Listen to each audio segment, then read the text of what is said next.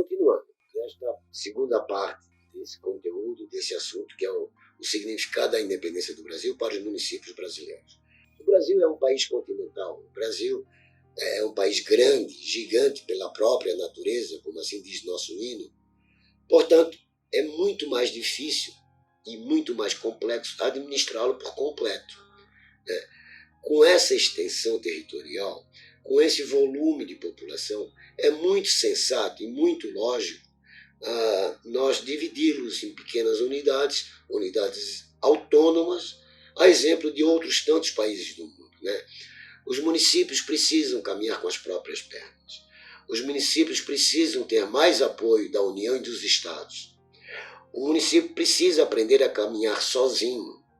Para isso, é necessário, sim, também capacitar políticos, gestores e técnicos locais. Além dessa capacitação, é necessário reconhecer as potencialidades ambientais que tem no próprio município.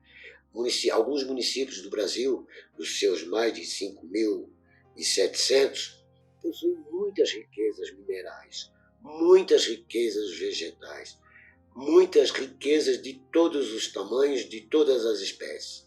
Entender os problemas do Brasil, do município, nessa comunidade autônoma, é necessário para que hajam soluções, para que hajam respostas a estes problemas, Sejam problemas sociais, sejam problemas de dano à natureza, sejam problemas de ordem econômica, seja lá quais forem os problemas, é necessário diagnosticar o município para identificar suas potencialidades, suas riquezas, seu povo e por aí afora.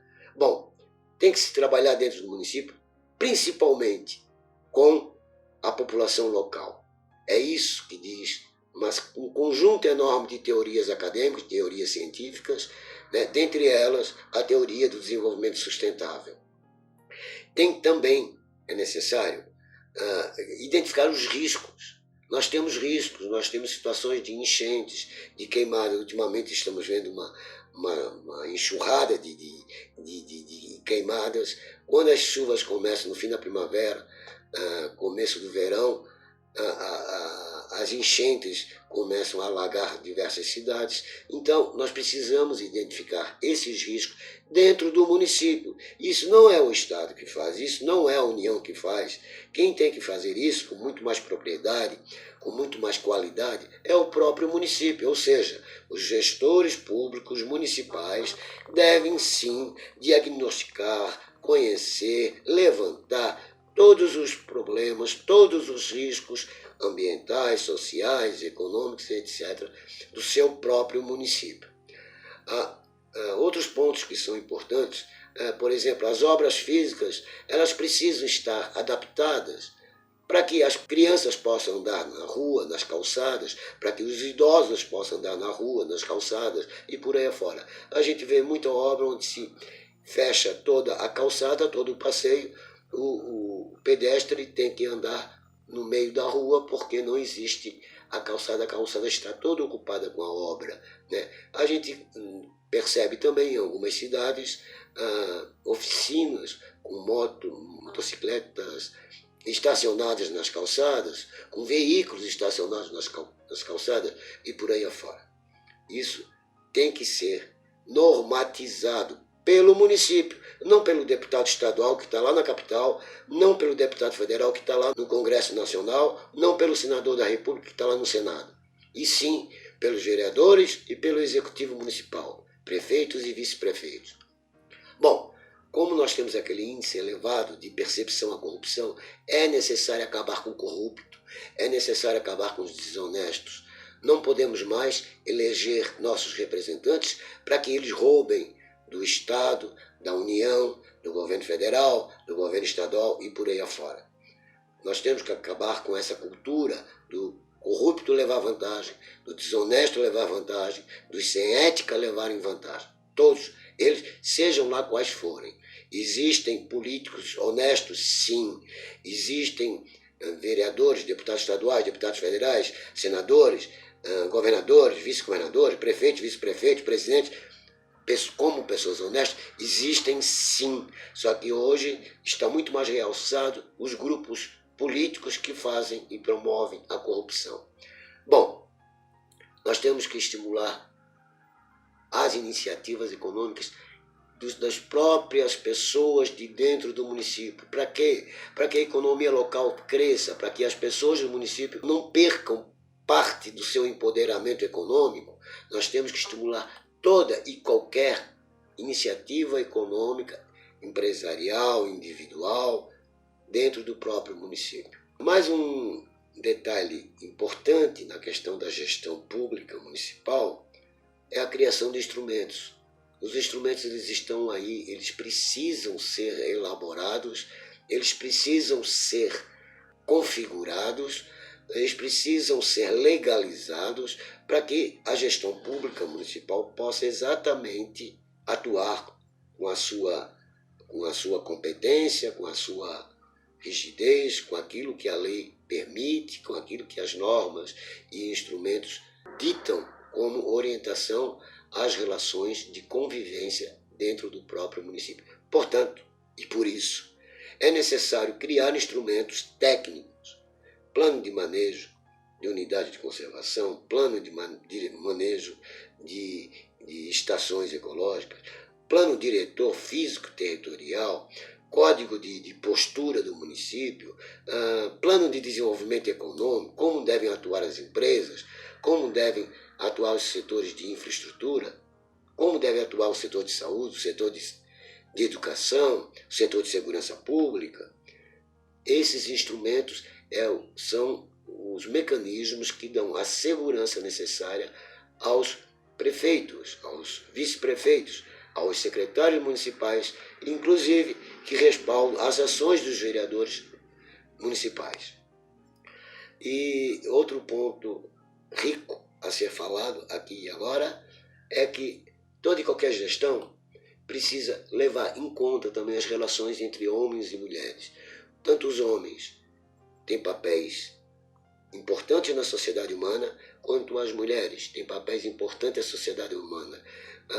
Dizer que homem é menos competente que mulher, ou mulher é menos competente que o homem do que o homem, é uma ignorância. Os dois têm papéis, os dois têm necessidades específicas, tanto o homem é complemento de mulher, como mulher é complemento de homem, no que diz respeito à gestão pública municipal. Não estou falando de relações conjugais, não estou falando de convivência marital e por aí afora. Por isso, a mulher tem que ser inserida, sim, na gestão pública municipal, na gestão pública estadual e na gestão pública federal. Por isso, a mulher precisa, sim, fazer parte do legislativo municipal. As mulheres têm determinadas sensibilidades que o homem não tem. Os homens têm determinadas sensibilidades e até posturas que a mulher não tem. Mas os dois são complementares entre si. Eles precisam caminhar juntos, precisam atuar juntos. Bom, e por isso se fala que o gerenciamento do município ele tem que estar de olho lá no desenvolvimento sustentável. Por quê? O que é desenvolvimento sustentável? É aquilo que dá sustentação, como o próprio nome diz, é aquilo que nos permite a sustentabilidade. A sustentabilidade se dá quando se leva em conta a dimensão econômica, atividades econômicas, geração de renda, emprego e por aí afora. A sustentabilidade se dá quando se leva em conta as relações sociais, relações de gêneros, como acabamos de falar, as relações de acesso da mulher aos postos de trabalho, as relações da igualdade social, independente de raça, de credo, independente de cor, independente de cultura, independente desses fatores, né, a sociedade precisa atuar de forma mais ou menos equilibrada para diminuir os próprios conflitos. Quando se fala em sustentabilidade, se fala também na preservação da natureza, porque é lógico e óbvio que a natureza é a matéria-prima de tudo que se faz na vida, de tudo que o homem produz. Portanto, é necessário, para que haja esse equilíbrio, preservar-se a natureza, é necessário cuidar da natureza, cuidar do meio ambiente, é necessário utilizar os recursos naturais de forma equilibrada. Cultural, a dimensão cultural da sustentabilidade é também importantíssimo e um elemento que não pode faltar na gestão pública municipal. A dimensão cultural cuida do como as pessoas se comportam dentro da sua localidade, quais são os hábitos, quais são as tradições, qual é a filosofia de vida de uma determinada sociedade. A cultura, ela também se emprega ou se visualiza dentro das empresas. Determinada empresa tem essa cultura, ou seja, dá mais apoio a um setor do que a outro e por aí afora. Por isso, a dimensão cultural é sim uma dimensão da sustentabilidade imprescindível à gestão pública municipal. E, por último, a dimensão espacial. A dimensão espacial trata e fala da integração cidade-campo, zona rural atrelada à zona urbana atrelada à zona rural. Por isso, a dimensão espacial ela precisa ser planejada. Os planos municipais de desenvolvimento, os planos diretores físico-territoriais dos municípios é que regulam essas relações da espacialidade no âmbito do município. Para ocorrer a sustentabilidade, para que se tenha foco no desenvolvimento sustentável, é necessário que essas 5 dimensões sejam tratadas ao mesmo tempo e com a mesma importância. Se cai uma dessas dimensões, o desenvolvimento sustentável não está se efetivando.